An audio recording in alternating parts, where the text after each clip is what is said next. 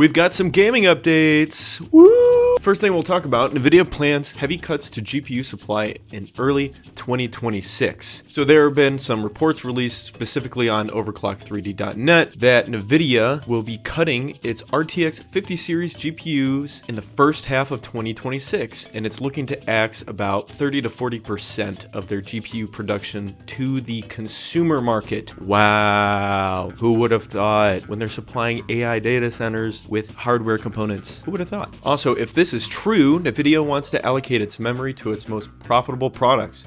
This makes sense from a business perspective, but not really from a consumer perspective, and a lot of consumers are pretty mad about it. NVIDIA's RTX 5060 Ti 16GB VRAM edition is much better than its 8GB counterpart. Why? It has enough VRAM to run modern games without compromises. And NVIDIA's shift in production will force more consumers to purchase their 8GB GPU models. So it's bad news for gamers. They want to limit the amount of VRAM they're supplying to you because they probably don't have enough supply to give to you and to AI companies. That's pretty sad. On to next news. Epic Games. They tend to release a lot of free games on their platform, but this time around, the whole list got leaked for the month of December. Obviously, in the Game Awards, Hogwarts Legacy was announced, so that is a free game. I will actually put the dates up here. You got Jurassic World, Desperados 3, Total War Warhammer, Tropico 5, Chicken Police, Loop Hero, Lego Batman, Commander Keen, Farming Simulator 2022, okay, Slime Rancher 2, Terraria, Detroit Become Human, Mortal Kombat 11, and here's a pretty big one, Red Dead Redemption 2. It's a good thing for gamers, and Epic obviously wants people to go to their platform in order to purchase games, but the problem is I don't know how they're going to compete with Steam, and a lot of other people don't know either. And speaking competing with Steam, there was a quote recently from the Witchfire lead, Adrian, I can't even pronounce that last name, I'll put it up on the screen. Witchfire is a roguelite FPS game from the Painkiller creator Adrian, and it was a Epic Game Store exclusive, but they recently moved to the Steam platform. And ever since moving to the Steam platform, it's had a lot more success than it did on the Epic Game Store. Here's a quote from him. I like very much that EGS is there, the developer said, because I think competition is always good. I mean, it's as simple as this, and I did get a lot of free games out of that. So having that early investment, being on that Epic Game Store, saved the studio actually a lot of money. Epic allowed us to keep our independence because we were running out of money, he said. This move was great for everybody because we survived, got the money enough to survive for longer, and get the game to release on Steam. He also said,